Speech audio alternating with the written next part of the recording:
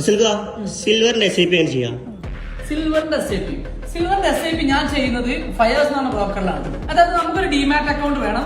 ആ demat അക്കൗണ്ടിന് fires എന്ന ബ്രോക്കറിന്റെ link ഞാൻ എന്റെ ബയോയിൽ കൊടുത്തിട്ടുണ്ട്.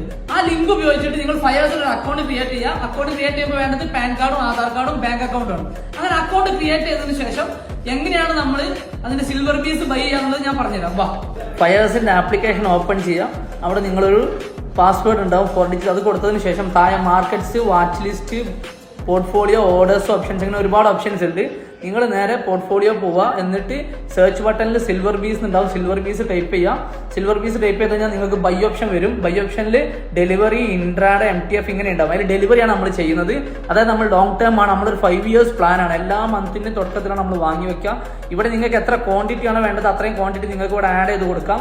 ഒരു ക്വാണ്ടിറ്റിന്റെ പ്രൈസ് എന്ന് പറഞ്ഞാൽ 262.81 ആണ് ഇപ്പോഴത്തെ റേറ്റ്. ഇനി എമൗണ്ടിന് വേണമെങ്കിൽ ഇവിടെ എമൗണ്ട് ആക്കി കൊടുക്കാം. എമൗണ്ട് ആക്കിയിട്ട് ഒരു 10,000 വേണമെങ്കിൽ നിങ്ങൾക്ക് ഒരു 10,000 എന്നൊക്കെ ടൈപ്പ് ചെയ്യാം. എന്നിട്ട് ആഡ് ഫണ്ട് ഇതിലില്ലാത്തതുകൊണ്ടാണ് ആഡ് ഫണ്ട് എന്ന ഓപ്ഷൻ എന്നാൽ നിങ്ങൾക്ക് ബാങ്ക് അക്കൗണ്ട്സ് ക്രെഡിറ്റ് ചെയ്യാം. എന്നിട്ട് ബൈ ക്വാണ്ടിറ്റി കൊടുക്കാം. അപ്പോൾ ബൈ ക്വാണ്ടിറ്റിയിൽ ഫണ്ടും കാര്യങ്ങളില്ല. ഫണ്ട് ആഡ് ചെയ്ത് വെച്ചതിന് ശേഷം എനിക്ക് വേണമെങ്കിൽ ഷെഡ്യൂൾ ചെയ്ത് വെക്കാം. ഇപ്പോൾ ടൈം 5 മണിയൊക്കെ ആയതുകൊണ്ടാണ് ഇത് ഷെഡ്യൂൾ ഓപ്ഷൻ വരുന്നത്. മനസ്സിലായില്ലേ? അപ്പോൾ അതായത് 3:30 മുമ്പാണ് നമുക്കിത് ബൈ ചെയ്യാൻ പറ്റും. ഇങ്ങനെയാണ് നമ്മൾ എന്ത് ചെയ്യേണ്ടത്, സിൽവർ പീസ് SIP ബൈ ചെയ്ത് വെക്കേണ്ടത്.